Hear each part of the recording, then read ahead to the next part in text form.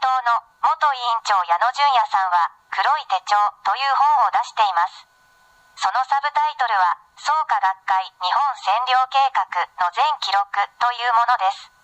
また創価学会元顧問弁護士山崎正智さんは懺悔の告発という本を出しています。その本の表紙に池田大作を国会喚問すべし。池田大作創価学会にとって日蓮召集進行は最初から隠れ蓑に過ぎない。そしてついに連立政権参画により天下取りの第一歩を踏み出したと書かれています。ちょっと衝撃的な内容です。創価学会が国を乗っ取ろうとしているということですが、今日は創価学会問題について詳しい A さんと話を進めていきたいと思います。A さん、よろしくお願いします。どうぞよろしく。まずお聞きしたいのは、今、公明党は自民党と連立政権を組んでいますね。この点について A さんはどうお考えですか？お答えする前に一点だけ申し上げておきます。これから私が話す内容は、先ほど紹介された2冊の書籍の情報と、私が独自に取材した情報と、私自身が体験して得られた情報とに基づいたものです。では質問の回答をいたしましょう。今、公明党は閣僚ポストの一つを占めていますが、平成5年当時は閣僚が4人いたんです。自民党が野党になって細川連立政権が誕生しましたね。その中に公明党が加わって閣僚ポストを4つも得たんです。この時池田大作は浮かれて大臣とはしゃいだのは有名な話です。私はその録音を原島隆さんの YouTube チャンネルで聞いた覚えがあります。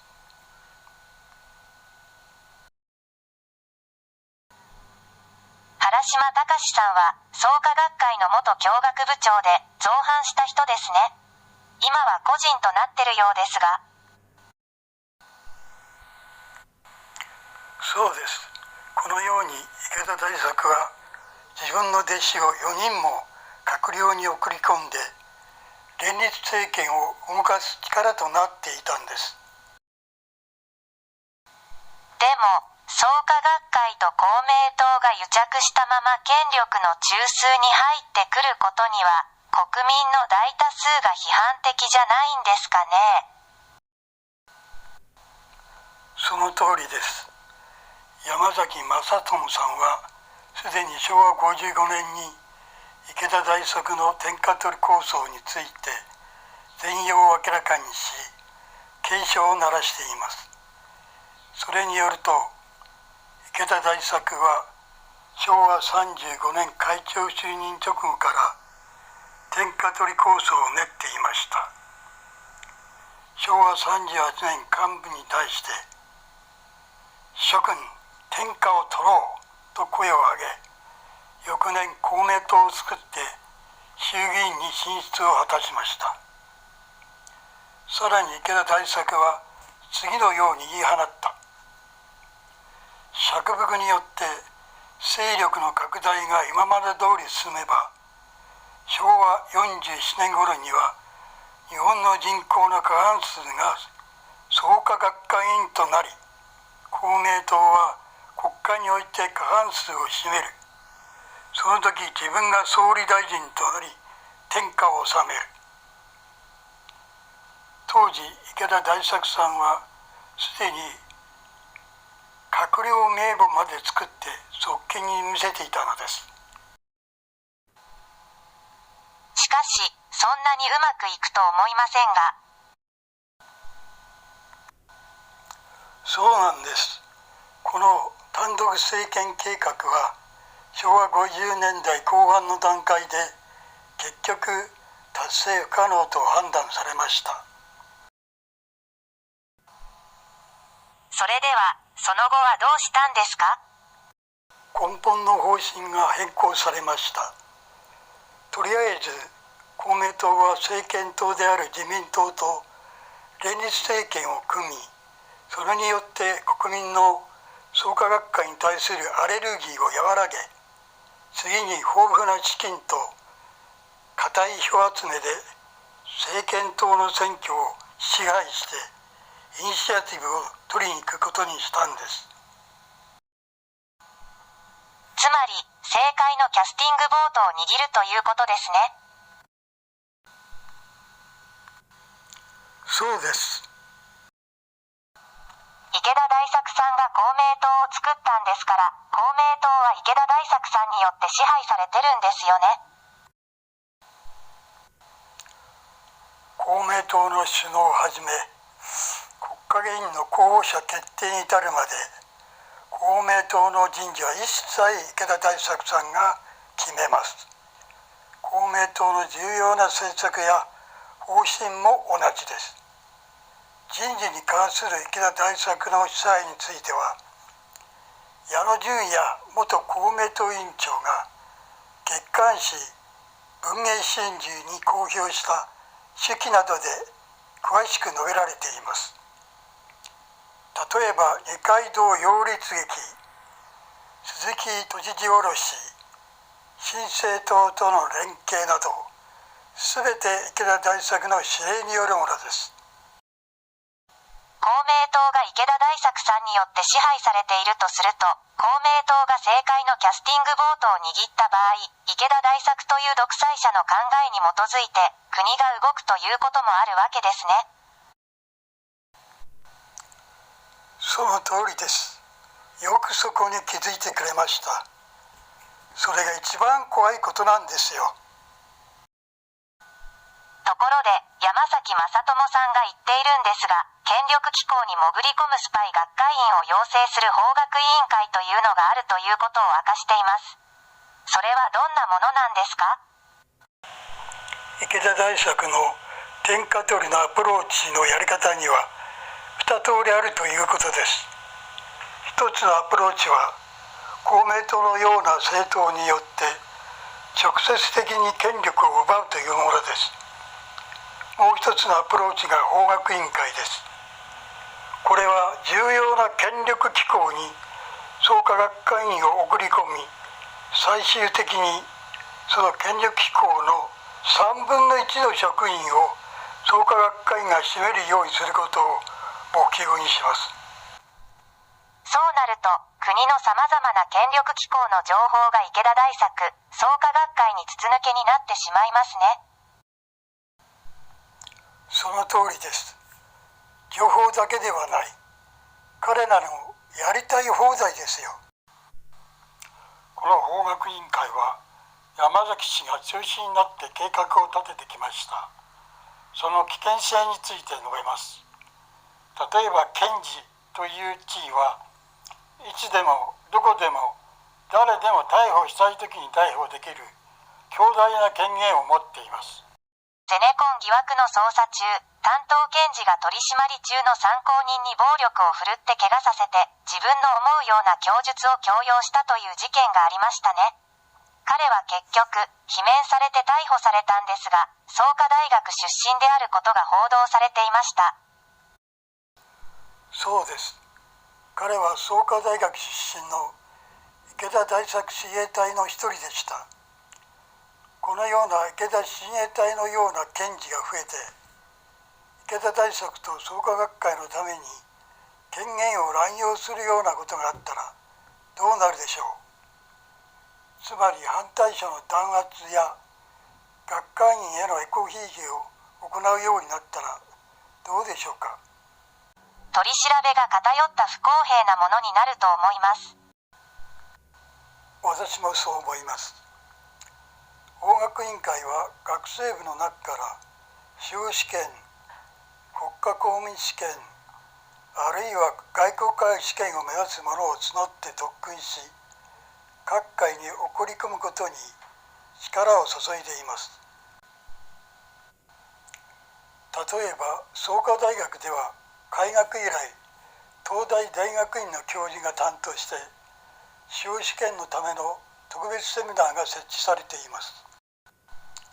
そのセミナーではスパルタ式学習と創価学会精神の徹底的な注入教育が行われてきたのです。その成果として創価大学出身の司法試験合格者は開学以来の累計で430名となっています。2023年現在、山崎氏が池田大作宛てに提出した報告書のコピーによると、昭和51年春当時の創価学会出身の弁護士、検事、判事、国家公務員上級職および外交官上級職の人数は画像に示した通りです。さらにこの報告書では、今後の目標として検事は各都道府県に1人、国家公務員は各省庁に配置できるようにし、外交官は各国に配置できるようにしていくと記されています。昭和51年から47年経た現在、それらの人数はどうなっているのでしょうね。私も分かりませんが、相当な人数になっているでしょうね。各界に送り込まれる学会員は自分が学会員であるということを周りの人に隠しているケースが多いんじゃないでしょうか。その通りです。結婚式の披露宴ですら、職場向けと学会員同士向けと二重にすることが少なくないんですよ。まるで敵国に身を隠して住み込むスパイのようですね。このようなスパイ学会員は民間にも送り込まれるんでしょうか。それはいい質問です。こうした人材を送り込む計画は、マスコミ関係、医師、看護婦、学者、教員、司法公務員、そして大企業や金融機関にまで拡大されています。今では池田大作も公明党も彼らを通じて役所や企業団体の機密情報をたやすく入手できるようになっているでしょう。例えば印刷所から雑誌のゲラや記事の情報が池田大作のもとに流出することも当たり前のことです。スパイの学会員はどのような心境で働いてると思いますか。ああ、そうね。元外交官の B さんの例についてちょっとお話ししましょう。実際私は彼に何度か会って彼の話を聞いてるんですよ。彼はキャリアの外交官で法学委員会の指導陣の一人でした。ある日彼は外交官試験を目指す学生部のメンバーたちを前にして話をしていました。我々は外務省の外交官ではなく両方の外交官でなくてはならないということを繰り返し言っていました。両方の外交官ってどういう意味ですか。この宗教を世界に広めていく使命を持った外交官ということでしょう。さらに言えば池田大作の偉大さを世界に訴えていく外交官ということです。また彼は次のような自分の体験談を話していました。創価学会に入って本当に良かったと思う。私は池田先生の言うことを真面目に実践してきた。その結果、職場では B さんの言うことならとすぐ職場の中心になってしまう。先生中心、学会中心で生きていくと、どこにいても逆行動になるんです。ジャッコードとはどういう意味ですか。ジャッコードとは、煩悩による乱れがなく、知恵の輝くところという意味です。簡単に言うと、幸せな花が咲き誇る場所という意味でしょう。でも、一時的にジャックコードだったということも考えられますよね。その後も、彼の人生はジャックコードになったんでしょうか？そこが肝心ですよね。彼はその後、池田大作の指示で外交官を辞職し、公明党の委員長候補として公明党へ移ります。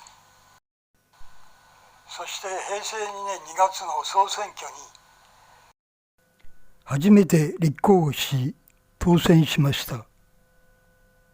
マスコミもキャリア外交官の経歴を持つ委員長候補として B さんに注目しました。テレビ出演の依頼が殺到したようです。まずフジテレビのニュース番組に出演しました。有名なジャーナリストの木村太郎さんの番組です。